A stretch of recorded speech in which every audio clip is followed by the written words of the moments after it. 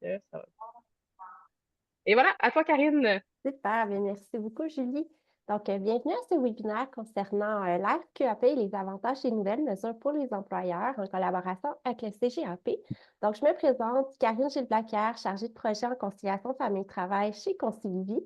Et aujourd'hui, je serai accompagnée de Marie Gendron, présidente et directrice générale au Conseil de gestion de l'assurance parentale, et d'Étienne Poulain, actuaire en chef. Donc, avant de leur laisser la parole, je vais prendre quelques minutes pour vous présenter, en fait, le réseau pour un Québec famille. Donc, on est un organisme sans but lucratif regroupant des organismes nationaux soucieux de la situation des familles québécoises et provenant des secteurs communautaires, municipaux, de l'éducation et de la santé et services sociaux. Notre mission consiste à favoriser et à contribuer à l'implantation d'innovations, d'actions et de politiques collectives ou organisationnelles pour promouvoir le bien-être et la qualité des familles. En fait, le réseau, c'est aussi l'organisme derrière la Semaine québécoise de la famille. En mai prochain, on va célébrer notre 30e anniversaire. Donc, restez à l'affût là, pour plus d'informations à ce niveau-là. Et depuis 2019, la RPQF a lancé l'initiative Concilivie pour se pencher sur la conciliation famille-travail. Donc, en fait, pour situer nos actions chez Concilivie, on déploie l'ensemble de nos activités en 4 stratégies. Donc, la génération, transfert de connaissances à travers, par exemple, nos sondages annuels auprès des employés et des employeurs. Notre saut aussi, où on accompagne plus de 220 organisations vers la certification en conciliation famille-travail, nos formations aussi tout au travers de l'action, de la stratégie du soutien au changement de pratique. On fait de la mobilisation des partenariats aussi. On travaille avec des comités de travail national et des plaidoyers et avis de conseil, des webinaires comme aujourd'hui, des conférences et des infolettres. Donc, il me fait vraiment plaisir aujourd'hui de laisser parole maintenant là, à Marie Gendron et Étienne. Donc, Ben, je vous bonjour, ben, laisse. merci beaucoup d'être avec nous aujourd'hui. On est très contente de pouvoir s'adresser à vous. On comprend que vous êtes un assez bon nombre, même si on ne vous voit pas. On va essayer d'avoir une approche chaleureuse, même si c'est à travers l'écran. Ce qui était important pour nous, c'était de vous présenter les nouvelles mesures du RQAP. Quand on dit nouvelles mesures, ça peut faire un peu nouveau taille, là. Dans les faits, elles sont en place depuis 2020, mais on a compris à travers justement des analyses qu'on a fait avec Concilivie qu'il y avait encore de la méconnaissance sur ces nouvelles propositions-là qu'offre le RQAP, qui sont particulièrement avantageuses pour les employeurs, évidemment pour les parents travailleurs aussi, mais on voulait bien faire comprendre aux employeurs l'intérêt pour eux de les utiliser ou de maximiser leur utilisation au sein de l'entreprise. Donc, merci beaucoup à vous d'être là. Merci beaucoup à Concilivie de nous donner l'opportunité de le faire aujourd'hui auprès de vous. Alors, je vais demander à mon collègue Étienne que je vous présente, Étienne Poulain, qui est l'actuaire en chef du RQAP. Vous le savez, le RQAP, c'est un régime assurantiel qui remplace les revenus. Donc, il se finance par un fonds, une fiducie. Étienne va vous expliquer ça tout à l'heure. Mais c'est pour ça aussi qu'on a quelqu'un qui s'appelle un actuaire en chef. C'est pour s'assurer qu'on comprend bien la marge de manœuvre qu'on a par rapport au financement du régime. Alors, on va tout de suite rentrer dans le contenu, puis on comprend qu'il y a une période de questions par la suite. Je vous dirais que pour moi, ça peut être question appropriation. Soyez très à l'aise. On sait que les mesures peuvent être parfois difficiles à comprendre. On a essayé de les vulgariser, mais on sait que des fois, on est victime de notre propre jargon. Donc, hésitez surtout pas, le chat le permet, les échanges le permettent, de nous poser des questions de clarification si besoin est, qu'on puisse bien vulgariser avec vous les mesures qu'on présente aujourd'hui. Sans plus tarder, on commence. Le Québec se démarque du reste du Canada. Alors, ce sont des chiffres qu'on veut toujours faire valoir, puis bien comprendre aussi dans quel environnement on se situe par rapport aux familles. Donc, la politique familiale au Québec, bon, je ne vous apprends rien là, pour ceux d'entre vous qui œuvrez déjà soit en RH ou ailleurs, puis qui avez vous-même eu des enfants. Il y a 3 grands piliers de la politique familiale québécoise. On connaît beaucoup les services de garde. qu'on soit parent ou pas, on en entend beaucoup parler. Évidemment, c'est conjugué, c'est porté aussi par un soutien financier, par l'allocation famille pour les enfants, pour les parents qui ont des enfants, et le troisième pilier étant le régime québécois d'assurance parentale. Ces blocs-là arrivent en séquence, vous le savez bien. Vous prenez premièrement votre congé parentalité, maternité, paternité. Vous recevez presque dès la naissance les allocations familiales. Puis ensuite, ben, le cheminement voulait que c'est un continuum qui fait en sorte qu'après le RQAP, il y a de l'accès au service de garde. Puis après, ben, le régime scolaire qui prend la suite. Donc, c'est ça l'idée du continuum famille. On peut passer à l'autre. Évidemment, on s'est doté depuis 2011. Bien, la loi a été adoptée en 1996, mais tout ça a pris beaucoup de négociations avec le fédéral parce que le régime québécois d'assurance parentale est greffé au régime d'assurance-emploi du gouvernement fédéral. Ça a pris près de 10 ans de négociations pour en arriver à une entente qui fasse en sorte que notre régime à nous, bien qu'il puise sa source au régime d'assurance-emploi du fédéral, est beaucoup plus généreux que le régime fédéral. Donc, au Québec, on a la chance d'avoir un régime qui offre probablement un taux d'accès très bas, 2 000 $ de salaire annuel, et qui offre des pourcentages de remplacement de revenus très élevés. Donc, pour ceux d'entre vous qui sont au fait des pourcentages, en gros, on est autour de 70 à 75 % selon les formules choisies de remplacement de revenus dans les premières semaines et dans les congés exclusifs au père et aux mères.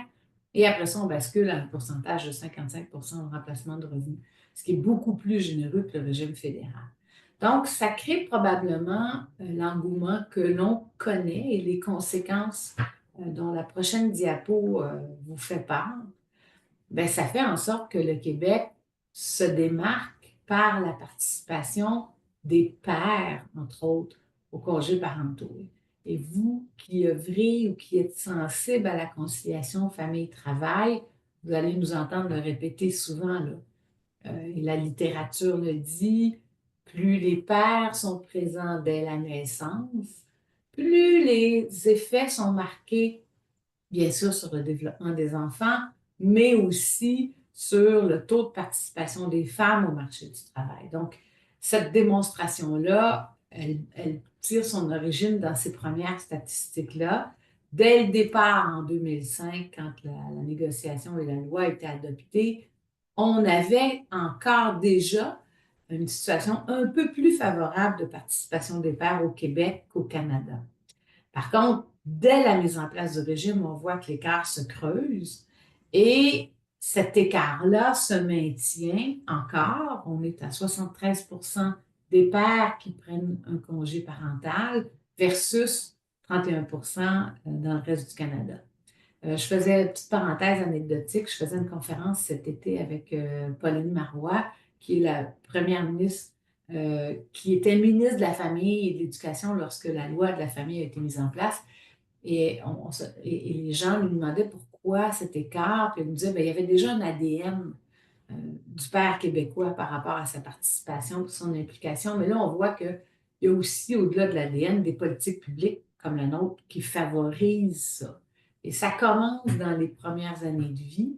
C'est pour ça que c'est tellement important, dès les premières semaines, les premiers mois, que cette habitude-là de participation des pères prenne son ancrage pour se poursuivre après dans la distribution même des tâches familiales. Alors voilà. Au Québec, on se distingue un peu, bien que ce soit en chute, sur l'indice synthétique de fécondité. Encore là, est probablement dû non seulement au RQAP, mais bien aussi au fait qu'on ait enlevé, et là je vous cite une chercheuse, Sophie Mathieu, avec qui justement Corinne, votre PDG, a fait une conférence avec moi au printemps dernier. On n'est pas une politique nataliste, on n'est pas là pour ça, mais reste qu'on peut être un rempart face à une très grande baisse de fécondité, dans le sens où on enlève par le RQAP et d'autres aspects de la politique familiale, des obstacles, c'est-à-dire l'appauvrissement parce qu'on accouche, c'est-à-dire la perte d'emploi parce qu'on enfante, et aussi la capacité de revenir au travail en ayant maintenu un lien d'emploi, mais aussi avec un système de garde qui peut connaître ses failles ces temps-ci, mais qui reste quand même un offre incroyablement plus avantageux que ce qu'on retrouve partout en Amérique, là. Donc, ça, c'est le constat du fait qu'on a agi pour appuyer les parents. On peut continuer. Et ça aussi, ben, ça démontre clairement les bénéfices de tout ce que je viens de vous nommer là.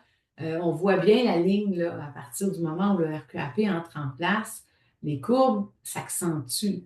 Alors, le taux d'activité des femmes de 25 ans et plus qui ont un enfant de moins de 3 ans, c'est-à-dire que pour certains, ils sont en garderie, pour plusieurs, ils n'y sont pas encore. Donc, c'est une contribution conjointe de nos politiques familiales. Et on voit bien ici que le Québec, encore là, se démarque du reste du Canada.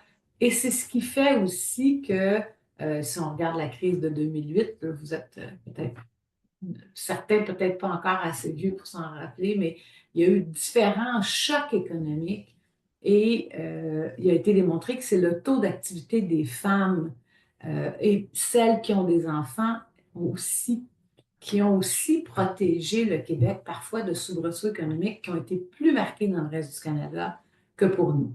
Donc, la politique familiale et le RQAP, puis là, je parle à des gens qui sont en entreprise, elle peut être vue comme une mesure sociale, mais c'est avant tout des bénéfices économiques que ça procure au Québec. Et ce message-là, je pense que c'est très important de le faire percoler dans nos milieux.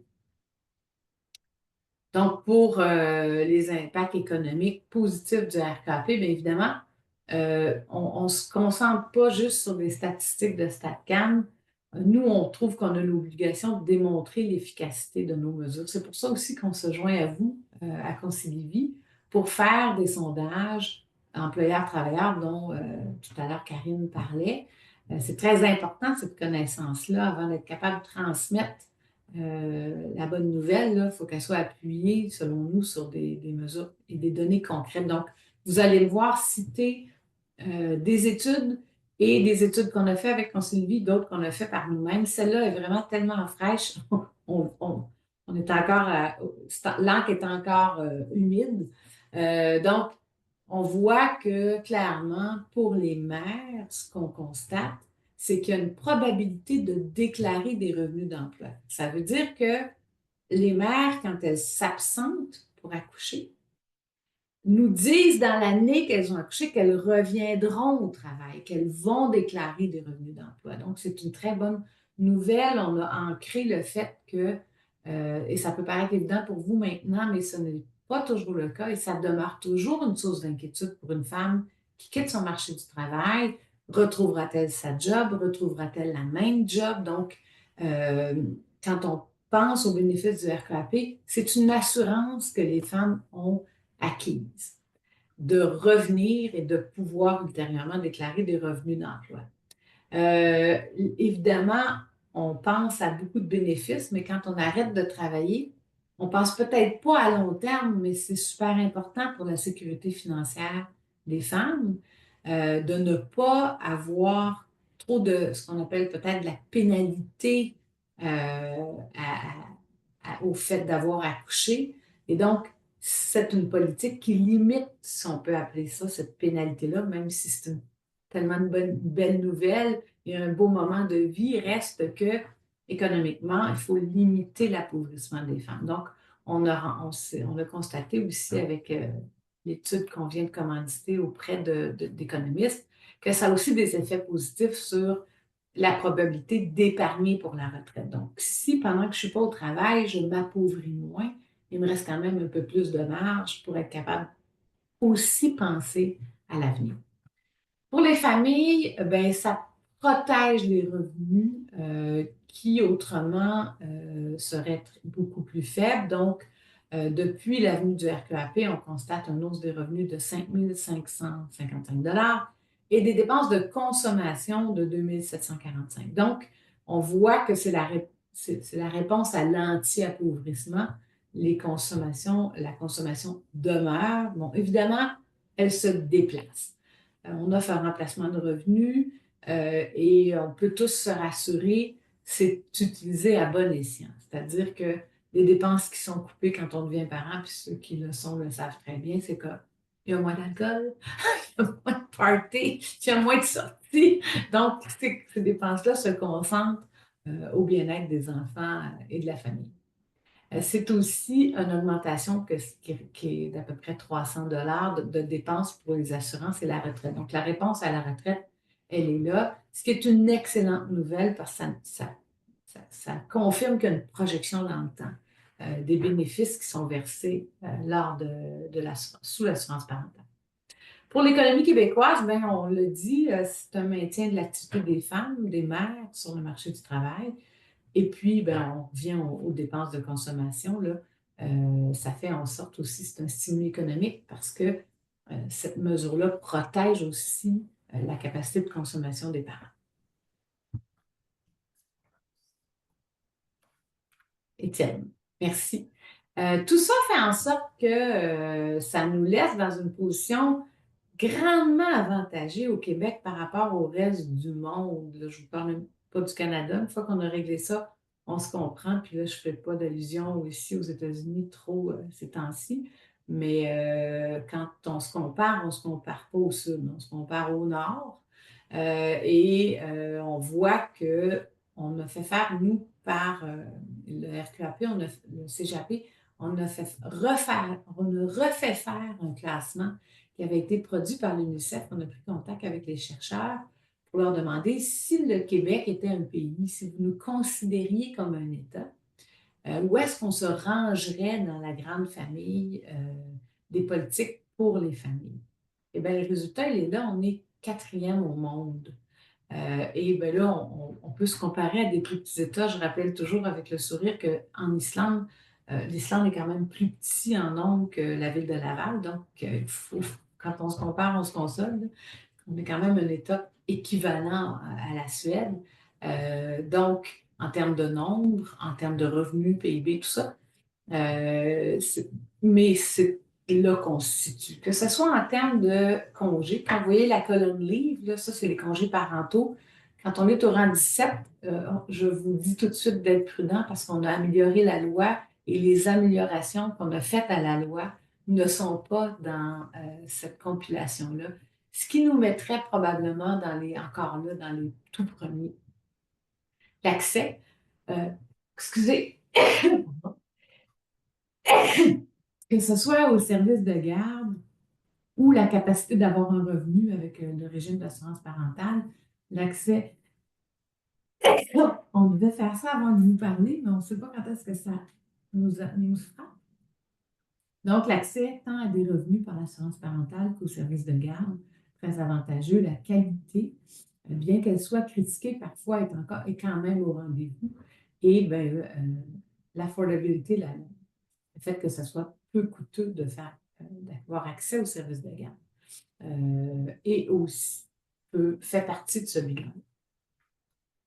Voilà. Je vais maintenant laisser Étienne compléter notre proposition, puis je vous reviens un peu plus tard.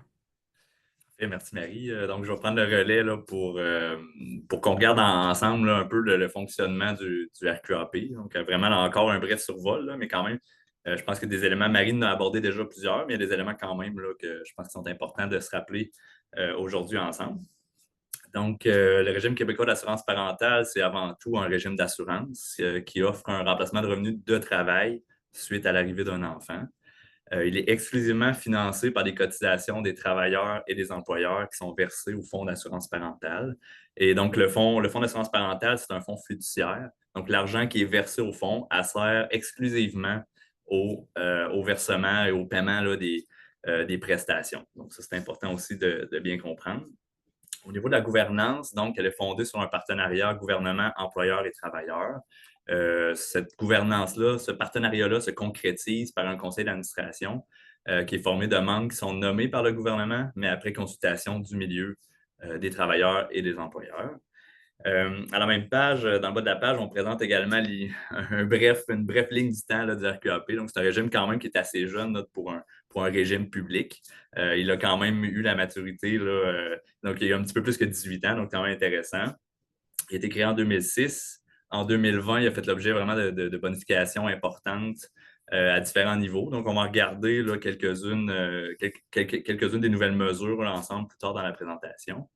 Et en 2023, donc la couverture a été élargie aux naissances issues de projets de grossesse pour autrui. Donc, depuis la création du RQAP, c'est quand même pas rien. Là. Le régime a finalement couvert 1,4 million de naissances. Il a versé 35 milliards de dollars là, aux parents au fil du temps. Et somme toute, le régime couvre un petit peu plus là, que 9 naissances sur 10 au Québec. Donc, c'est vraiment pas rien. C'est une excellente couverture là, pour les travailleurs. Vu que je suis actuaire, je me permets un bref clin d'œil sur le financement. On n'avait pas le choix d'y passer. Par contre, je vais essayer de garder ça quand même très simple. Ce que vous voyez à l'écran, c'est une illustration, si on veut, de la mécanique financière du régime. Là où je veux vraiment attirer l'attention, c'est au niveau des cotisations perçues et des prestations versées. Donc, dans les deux cas, c'est à peu près 3 milliards de dollars qui rentrent en cotisation chaque année et 3 milliards de dollars qui sortent en prestations chaque année. Ce n'est pas un hasard si les montants sont pareils. C'est parce que le régime est fondé sur un principe, si on veut, par répartition, c'est-à-dire que l'argent qui rentre une année va servir à payer les prestations la même année. Et dans un monde idéal, les montants seraient toujours équivalents, puis l'argent ferait juste circuler dans le fond. Dans le fonds d'assurance parentale. Par contre, dans la vraie vie, ce n'est pas toujours aussi simple. Il y a plusieurs facteurs qui peuvent influencer, si on veut, l'équilibre entre les cotisations et les prestations. Ça peut être autant des facteurs économiques qui vont influencer les cotisations que des facteurs plutôt si on veut, démographiques, là, par exemple, ou la fécondité, là, qui va affecter les prestations. Donc, comme il y a différents risques, différents éléments qui vont venir débalancer l'équilibre, on se doit là, de garder dans le fonds d'assurance parentale une marge de contingence, nous qu'on appelle la marge pour fluctuation. Et cette marge-là, en fait, elle va permettre d'absorber temporairement les fluctuations financières là, qui peuvent affecter la bonne santé du régime. Et ça amène finalement deux grands objectifs très importants pour nous. Une stabilité au niveau de la situation financière du régime et naturellement de réduire les chances là, d'avoir des déficits dans le fond. Donc, ça, c'est vraiment deux objectifs très, très importants pour la pérennité du régime. Je vais me limiter à ça pour le moment sur ce sujet-là. Donc, revenons un petit peu plus au niveau des prestations. Donc, ce que vous voyez à l'écran, c'est les trois types, nous on appelle ça des événements, là, trois types d'événements couverts par le régime. Donc, on va avoir les naissances, je pense que tout le monde est déjà au courant. La nouveauté, c'est justement les naissances qui sont issues d'un projet de grossesse pour autrui. Et on couvre également les adoptions. Les trois ensemble nous amènent à peu près 125 000 prestataires annuellement. Donc, 125 000 par an là, du Québec. On va faire aussi un bref survol des paramètres. Probablement que la majorité d'entre vous les connaissez assez bien quand même. Mais des fois, il y a des petites nuances qu'on peut se permettre d'apporter. Donc, ici, on présente l'exemple pour les naissances. Je me permets de rappeler à ce moment-ci que les familles ont accès au même nombre de semaines de prestations, peu importe le type de filiation. Donc, les parents adoptants ont également accès, par exemple, au même nombre de semaines. C'est juste pas nécessairement les mêmes noms là, des types de prestations, là, mais c'est le même nombre de semaines. Et donc, au niveau des naissances, on a deux lignes, en fait, parce qu'il y a deux options de régime, nous, qu'on appelle. Donc, on va avoir le régime de base, qui est la ligne du haut, et le régime particulier, qui est la ligne du bas. Donc, vous marquerez, là, les cases représentent le nombre de semaines et le taux de remplacement de revenus. Donc, la ligne du bas, c'est en fait l'option un peu plus courte, mais avec des taux de remplacement de revenus un petit peu plus élevés. Au niveau des colonnes, en fait, pour les naissances, on a trois grands types de prestations. Donc, on va avoir les prestations de maternité qui sont versées à la mère ou à la femme qui a porté l'enfant. Et cette prestation-là va servir à ce qu'elle puisse se remettre de la grossesse et de l'accouchement. Puis, on a les deux autres colonnes de droite, donc les prestations de paternité et les prestations parentales partageables. Donc, dans les deux cas, ils vont servir là, à prendre soin de l'enfant puis construire le lien là, avec l'enfant. Et la dernière colonne, donc je l'ai dit, là, mais je remets l'emphase quand même, on parle vraiment de prestations parentales partageables. Donc, des fois, ça, c'est un petit peu négligé, mais c'est vraiment offert aux deux parents et ils doivent le partager là, comme ils le souhaitent là, entre eux. Donc, si ça va pour là, on va ensuite se permettre maintenant de quitter l'ensemble du régime, mais de vraiment mettre l'emphase sur les nouvelles mesures fortes.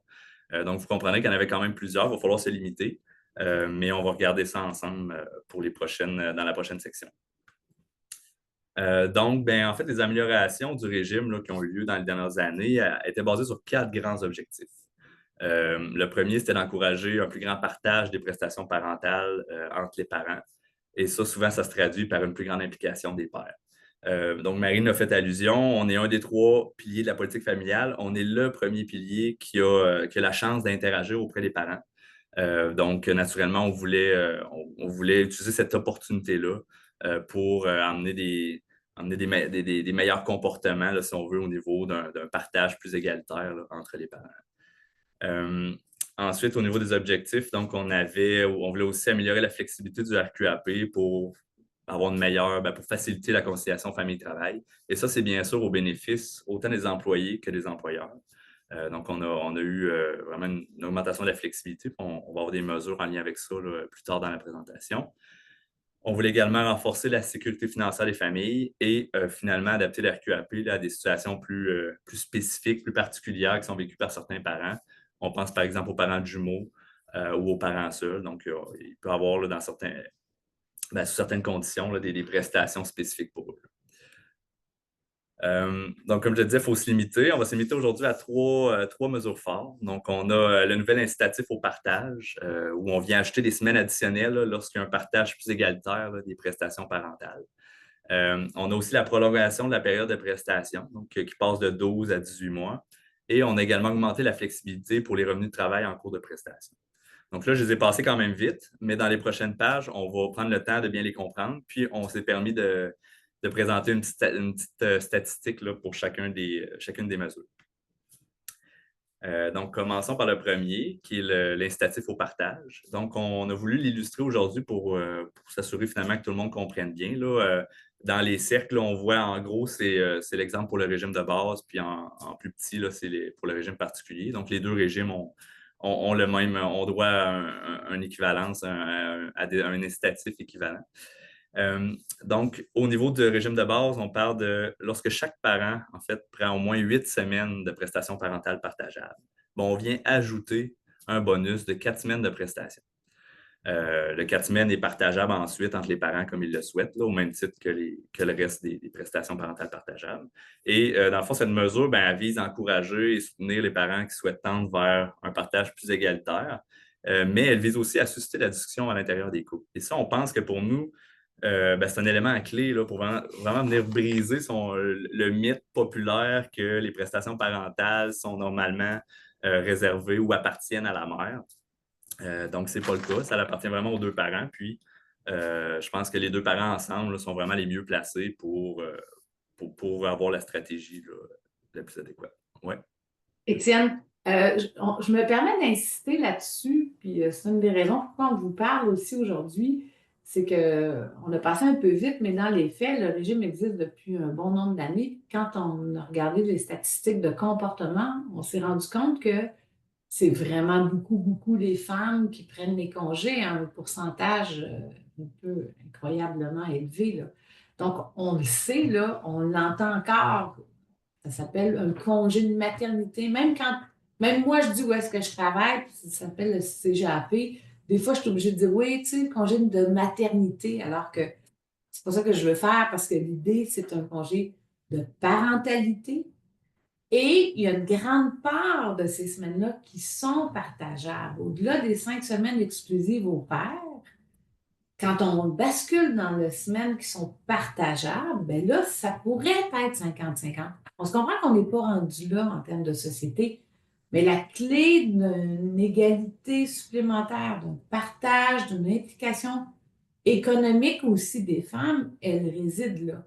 Donc, cette mesure-là, elle est très bien pensée. Elle est pensée et tous les pays qui ont des congés exclusifs au père, et après ça, des semaines qui sont partageables aux deux parents, se rendent compte de la même chose, c'est que dès que tu atteins le maximum de l'exclusivité des pères, il y avait peu de pères qui prenaient les autres semaines qui étaient partageables. Donc, on l'a mis là pour ça, puis comme le disait bien Étienne, l'idée là-dedans, c'est que vous le sachiez, vous, parce que vous êtes des tiers, vous êtes des influenceurs. Il faut que vous le compreniez bien, parce que quand vous œuvrez auprès de soit des gens dans votre entreprise ou d'autres groupes, cette mesure-là, elle est très importante pour faire en sorte qu'on contribue un peu plus au changement de comportement qui, lui, contribue à l'économie puis au bien-être des familles. Donc, c'est pas rien. Ça veut dire qu'à partir du moment où un papa a pris ses 5 semaines exclusives, s'il se rend jusqu'à 8 de plus, fait qu'on est rendu un total de 13, là, on se comprend, c'est beaucoup, mais on voit, puis là, je vais arrêter là, je ne vais pas voler le punch d'Étienne, mais il y a de la marge, il y a de la popularité, mais il faut que ça soit vraiment bien compris puis bien publicisé, je peux me permettre. Étienne. Très bon ajout, Marie, merci. Là. Puis c'est ça, l'objectif, c'est vraiment que les parents choisissent ensemble la stratégie au niveau des prestations parentales qui va être la mieux là, pour la famille, mais c'est sûr qu'on a un incitatif pour qu'il y ait une situation plus égalitaire entre les parents. La statistique qu'on a choisi de vous présenter par rapport à ça aujourd'hui, c'est une statistique sur le comportement des parents, bien sûr, là, qu'on voit dans nos données administratives. Mais ça concerne la proportion des couples qui atteignent le critère d'admissibilité aux semaines additionnelles. Donc, on s'entend que pour les années 2020 et moins, l'incitatif n'existait pas, donc il n'était pas en place, mais on voyait quand même qu'il y avait plusieurs proportions quand même significatives des familles qui faisaient le choix là, déjà à l'époque d'avoir si on veut, un partage plus égalitaire des prestations.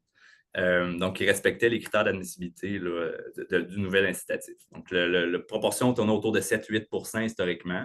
Et puis, en 2021, on est venu ajouter l'incitatif au partage. Et puis, on a réussi à presque tripler la proportion, justement, des couples qui ont un partage plus égalitaire. Donc, ça, déjà là, pour nous, c'était vraiment une victoire.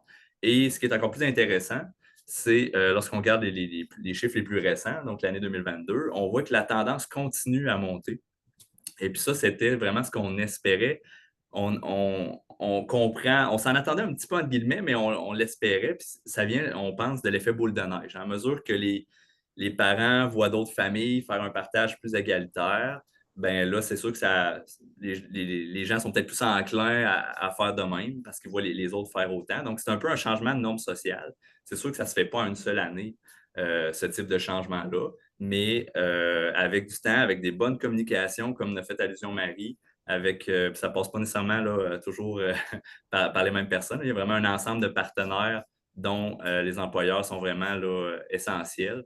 Puis avec tous les partenaires qui vont dans le même sens et qui ont des messages, si on veut, cohérents là, ensemble. Donc, on pense qu'on peut continuer à alimenter la nouvelle tendance de sorte que de plus en plus de familles, si on veut, appliquent un partage égalitaire des prestations. Puis ça, ben, ça se traduit normalement par un partage plus égalitaire des responsabilités familiales.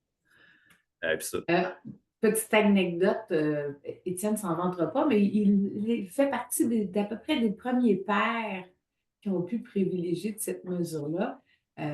Et je pense qu'il nous a fait sourire en nous racontant que lorsqu'il a eu la discussion avec sa conjointe, c'était un peu une discussion de moi, je vais te donner mes semaines. Tu sais, c'est pas juste les pères veulent probablement partager, mais nous autres aussi, les femmes, on a un chemin à faire là, quand c'est le temps de partager. Ben, c'est pas juste nos semaines, c'est des semaines de parentalité. Puis ça aussi, il faut peut-être travailler sur nos propres perceptions face à ce congé. effectivement. Moi, c'est ça, que je suis arrivé au CGAP, là, j'étais encore un petit peu dans le congé. Puis autant ma perception en tant que père que la perception de ma conjointe, c'était que ça y appartenait à elle. Fait que elle, dans sa tête, elle m'en donnait. Puis moi initialement, ben, je m'en faisais donner, mais là, c'est sûr qu'en lisant un petit peu mieux et en comprenant, ben, on comprend que c'est ça, ça appartient aux deux. Puis maintenant, on en discute c'est ce qu'on espère aussi, là, que les parents vont en discuter puis finalement planifier là, un partage plus égalitaire. Donc, si vous le voulez, on changerait de mesure. On va aller dans la deuxième mesure où on parle de la prolongation de la période de prestation.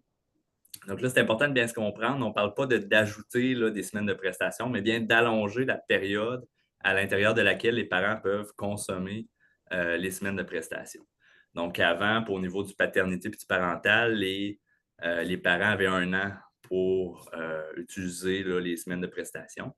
Maintenant, donc, avec les nouvelles mesures, ils ont 1 an et demi, donc 78 semaines suivant la naissance pour utiliser les prestations. Donc, on voit dans les données qu'il y a une famille sur 5 à peu près dans les nouvelles années d'application. Il y a une famille sur 5 qui utilise la période supplémentaire de 6 mois qui est offerte.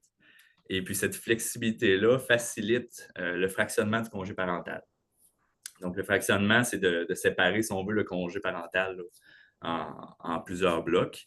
Naturellement, ça requiert l'accord de l'employeur. Donc, cette mesure-là doit être utilisée seulement s'il y a consentement entre les 2 parties. Donc, tantôt, je faisais allusion à l'importance de la discussion dans le couple.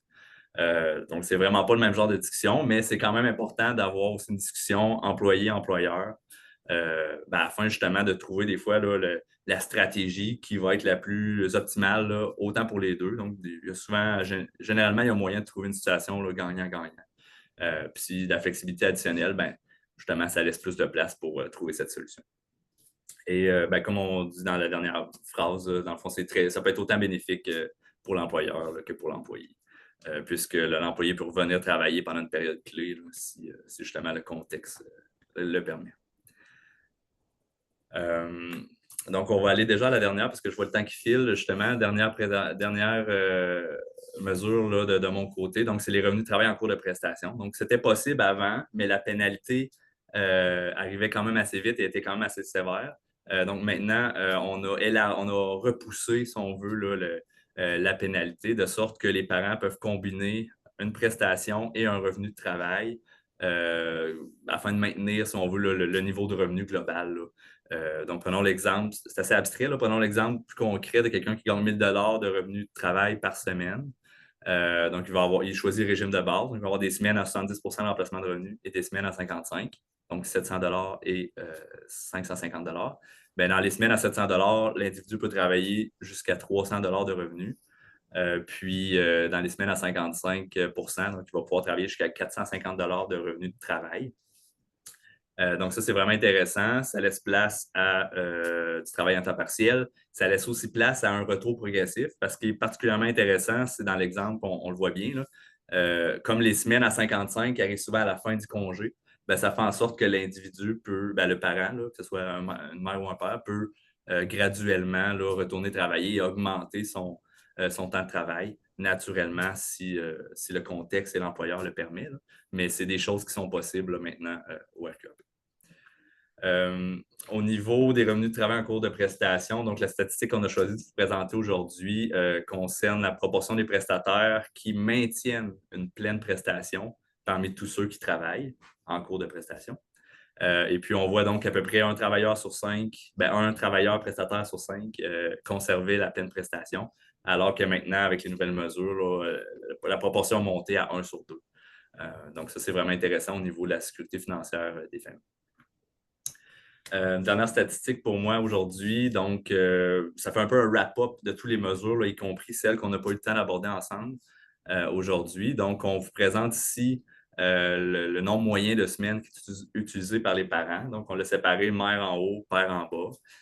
Donc, comme Marie le disait plus tôt, les mères en prennent beaucoup, voire la majorité déjà. Donc, historiquement, ça tourne à peu près autour de 45,2,3 semaines. On a vu un soubresaut en 2021 à cause de la pandémie et des mesures temporaires qui ont été mises en place à cause de la pandémie. Puis pour les pères, ce qui est intéressant, c'est que c'était assez stable, les gens de tendance à la hausse, mais on a réussi, grâce à nos nouvelles mesures, à accentuer significativement la tendance. On a maintenant, si on veut, on a quasiment augmenté d'une semaine et demie le nombre pris par les pères. Puis ça, quand on le met en relatif, ça fait une hausse de 14 %, donc c'est quand même pas rien. Mais naturellement, comme le disait ça aussi Marie tantôt, il reste du chemin à faire. Et là-dessus, on va travailler fort avec les partenaires. Je vais laisser la parole à Marie pour la suite. Oui, merci. Je veux juste être certaine, est-ce qu'on termine incluant les questions à 13h ou il y a des... Juste vous laisser beaucoup de temps pour les questions? Karine Dans- ou Julie? Oui, dans le fond, Marie, on termine à 13h, incluant les questions. Fait qu'on... OK. Fait Ouais, que je vais on aller y va, on y va. vraiment vite. Je vais aller Exactement. vraiment vite parce que je vois qu'il y a des questions. Écoutez, en gros, pour vous rassurer, parce que dans le fond, on vous parle à vous, puis ça peut être de se dire, bon, ben moi, est-ce que mon employeur a cette latitude-là? Est-ce qu'il adhère à ces mesures-là? Est-ce que c'est un enjeu pour les employeurs? Est-ce que ça leur nuit? Ben, vous le voyez facilement. Quand on dit adhésion, là, c'est pas qu'ils ont le choix ou pas de cotiser, mais ça veut dire qu'ils appuient les mesures à plus de 81%. Fait que c'est important de le dire, ils sont d'accord avec ces mesures-là, ils sont à l'aise. Pour un parent, ça veut dire qu'il a la latitude de demander, mais pour vous qui êtes dans une organisation, sachez que lorsque vous faites preuve d'ouverture, vous n'êtes pas les seuls. On peut continuer, Étienne. Encore là, les nouvelles mesures étant quand même plus généreuses, vous le savez, on le dit, on est au sein même de notre conseil d'administration, siège le Conseil du patronat du Québec, la Fédération des chambres de commerce du Québec, la FCEI maintenant.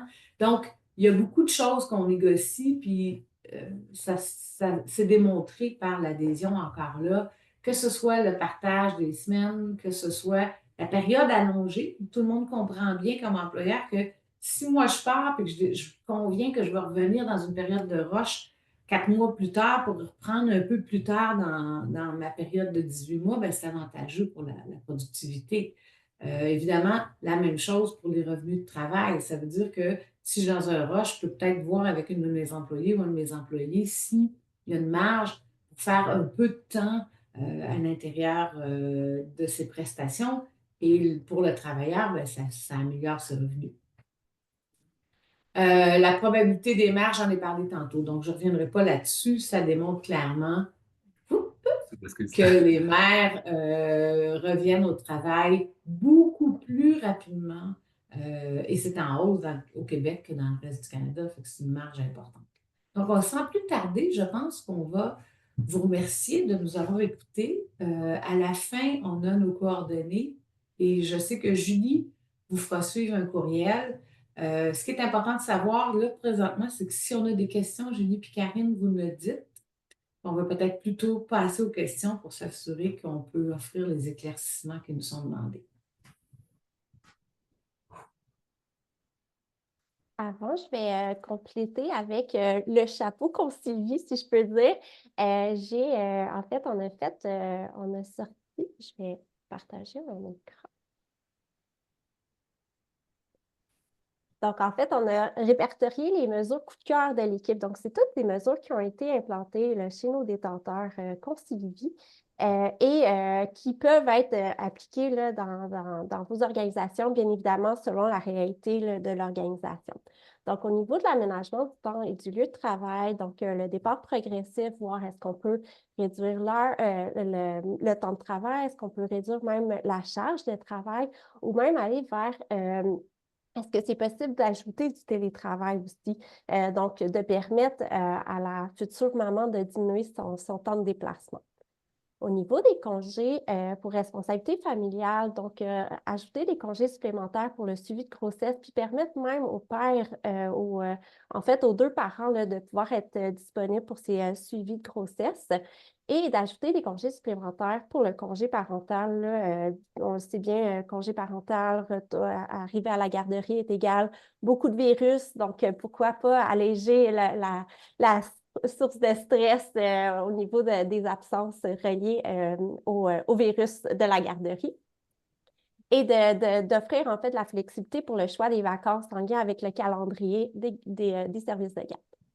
Concernant le soutien aux employés à leur famille, donc il y a beaucoup d'organisations qui se sont venues faire des partenariats avec des services de garde de la région, par exemple, ou rembourser des frais de garde, ou même un bottin de ressources, donc vraiment d'avoir des ressources puis faire partie de l'écosystème de l'employé, des nouveaux parents.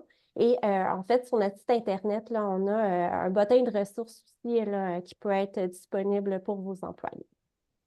Au niveau de l'adaptabilité de l'organisation, donc possibilité de personnaliser en fait leur parcours professionnel. Souvent, on est déchiré entre nos ambitions professionnelles et personnelles. Donc, pourquoi pas avoir une bonne discussion entre l'employé et le gestionnaire, puis prévoir peut-être de retarder une promotion, par exemple, comme ça, de cette façon-là. Ça rassure l'employé de ne pas perdre une belle opportunité. Puis ça fait une belle mention là, de rétention aussi pour l'employé. Et avoir un espace d'allaitement aussi, là, c'est vraiment une mesure intéressante là, pour la nouvelle maman, d'avoir un espace sécuritaire, réconfortant et tranquille là, pour la maman qui allait. Autrement, au niveau en fait, le congé parental, ça se planifie. On en a parlé un petit peu durant toute la présentation avec Étienne et Marie, mais c'est super important de formaliser les mesures de conciliation. De cette façon, les parents, ils savent à quoi s'en tenir là, avec leur nouvelle responsabilité parentale. Puis d'ouvrir le dialogue le plus rapidement possible au niveau de comment on voit, qu'on prévoit notre congé parental, tant au niveau du transfert de connaissances qui va devoir avoir lieu durant le congé, mais voir aussi est-ce qu'on prévoit justement profiter d'un congé plus long, par exemple, quoi que ce soit. Puis d'encadrer aussi les communications durant le congé parental.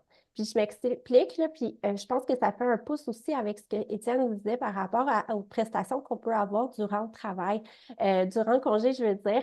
Donc, est-ce que l'employé souhaite, par exemple, faire rester actif professionnellement pendant le congé, donc de façon sporadique, ou si on a une période un petit peu plus active là, dans l'entreprise, est-ce qu'on souhaite être communiqué ou pas du tout? Donc, de vraiment valider ces informations-là. Puis au niveau aussi, par exemple, là, c'est le party de Noël qui s'en vient, les festivités entourant le temps des fêtes. Est-ce qu'on veut participer, même si on est en congé parental, est-ce qu'on veut participer à ces festivités-là ou pas? Puis de choisir aussi notre moyen de communication, que ça soit par courriel, mais c'est sûr qu'on va prioriser le courriel personnel et non professionnel pour pas que la personne reste active là, dans ses courriels professionnels, donc vraiment le courriel ou le téléphone. Puis d'identifier aussi le plan au niveau du retour parental. Donc, de voir est-ce qu'on veut un retour progressif, est-ce qu'on souhaite pas de retour progressif puis revenir à temps plein dès le départ. Donc, vraiment d'identifier là, quand est-ce qu'on se recontacte là, pour reprendre le travail. Donc, pour moi, c'est fait. Donc, Julie, est-ce que nous avons des questions pour nos invités? Oui, on en a quelques-unes, dont une, en fait, une que Étienne avait déjà répondu, mais on peut peut-être la répéter. Donc, tu sais, est-ce qu'il est requis d'avoir l'autorisation de l'employeur pour prendre le congé, exemple, paternité séparément du congé parental? Donc, Étienne, je pense que tu le mentionnais que oui, il faut, tu sais, ça doit être de commun accord, Mais j'imagine. effectivement, quand on se veut séparer, par exemple, le congé parental, faut effectivement avoir l'accord de l'employeur.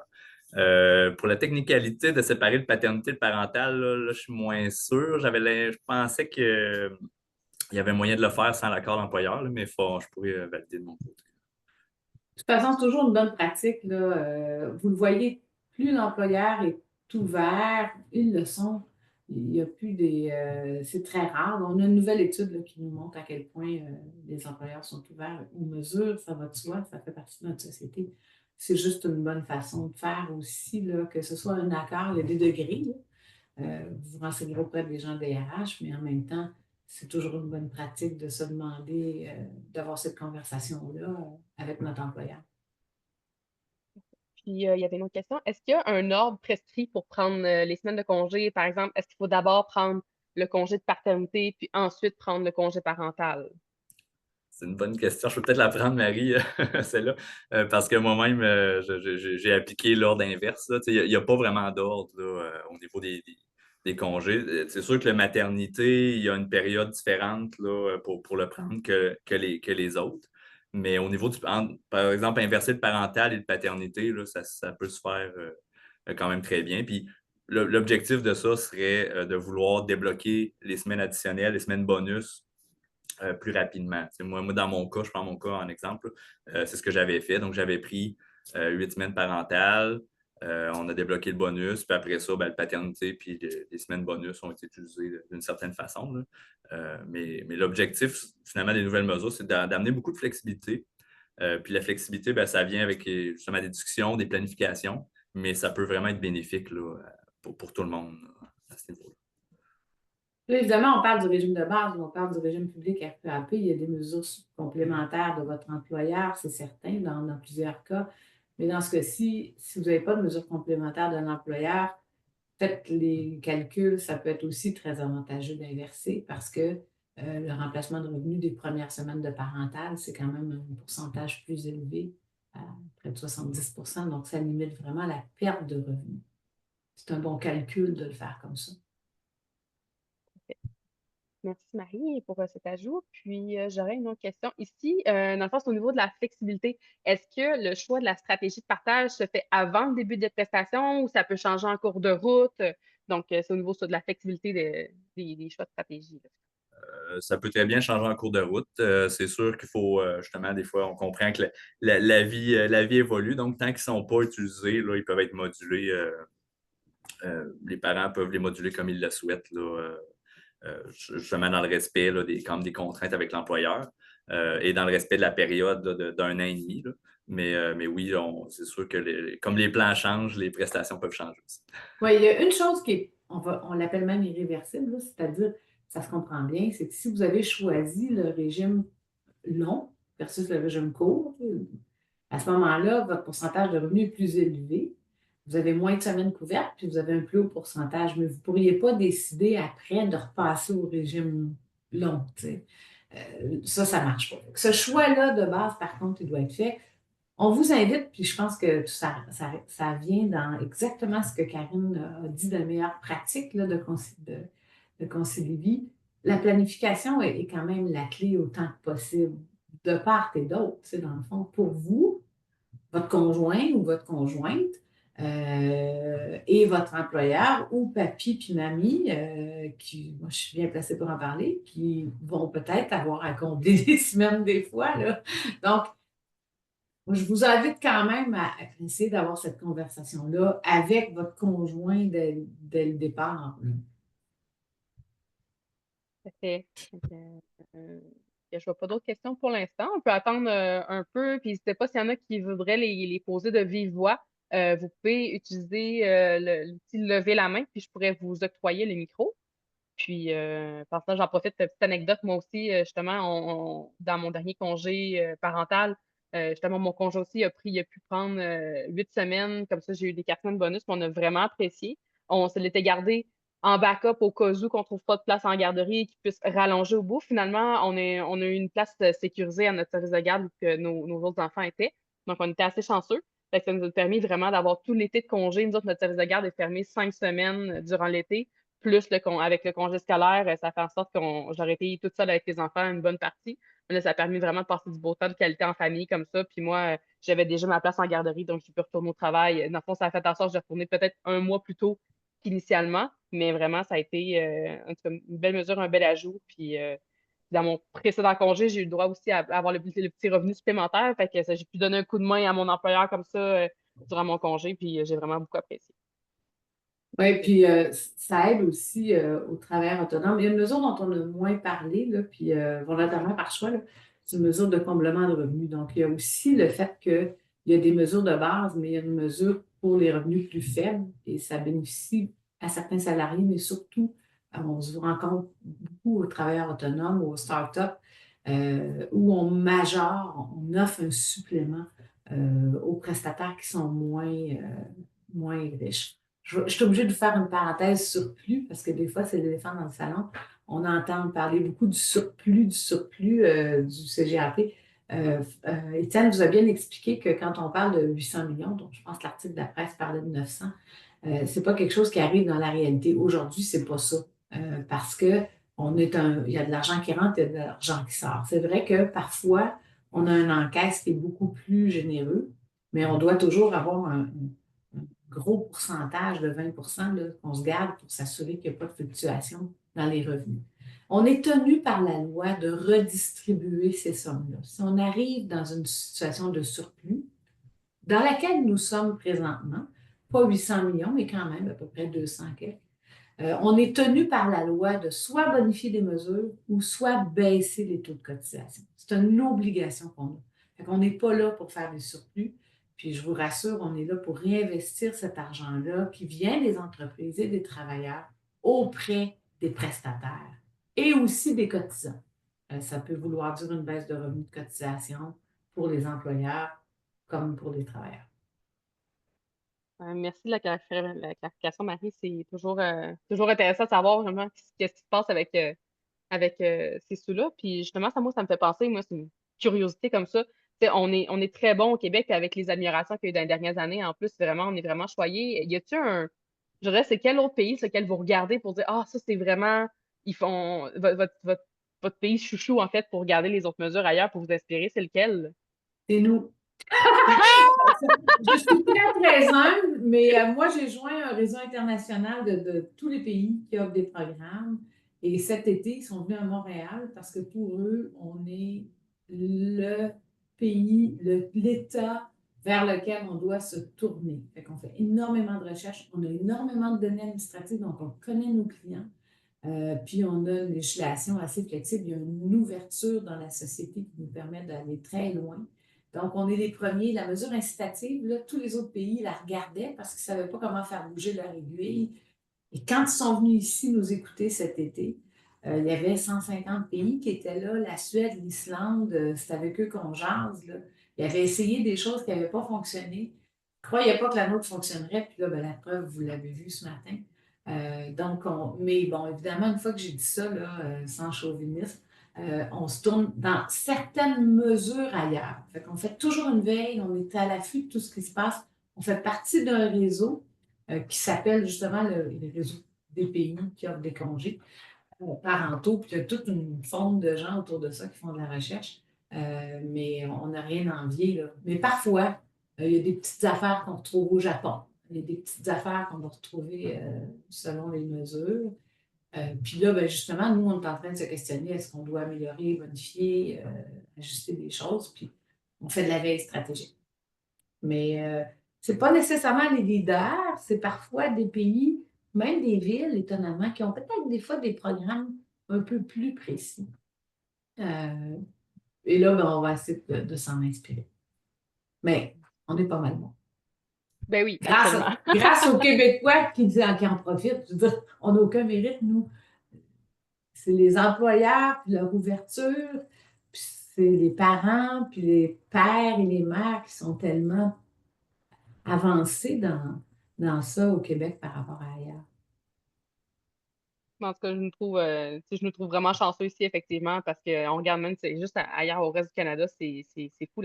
Autant différent dans un même pays comment on peut être ailleurs, c'est vraiment c'est surprenant. Puis là, il ne faut vraiment pas regarder vers le sud. Non, non, absolument pas. Ah, bon, ben, il est déjà 12h59. Je vois pas de nouvelles questions qui s'ajoutent, mais si jamais vous en avez d'autres qui vous viennent, des questions, ceux qui sont encore présents avec nous, n'hésitez pas à nous les envoyer par courriel. Nos coordonnées vont être dans le courriel de suivi qui va suivre dans les prochains jours. Donc, n'hésitez pas, on pourra vous référer, soit y répondre nous-mêmes chez Conseil de vie ou référer au CGAP aussi si vous avez d'autres questions ou dans les divers outils aussi qui vont être partagés. N'hésitez pas s'il y a quoi que ce soit. Puis, je sais pas, Karine, mot de la fin, si tu peux remercier aussi nous. Ben oui, mais merci à Marie et à Étienne là, d'être parmi nous. C'était super intéressant. Moi, j'ai eu mes enfants avant ces mesures-là, donc de voir cette flexibilité qui arrive, je suis un peu jalouse là, des nouveaux parents, si je peux dire. Mais super intéressant. Ben, merci beaucoup. Puis écoutez, j'encourage tout le monde à offrir encore davantage, là. Plus un offre accrue de la part des employeurs, mieux on va se porter comme société. Merci à Concilivie. Merci beaucoup. Merci. Merci. Bon après-midi. Merci, bon après-midi.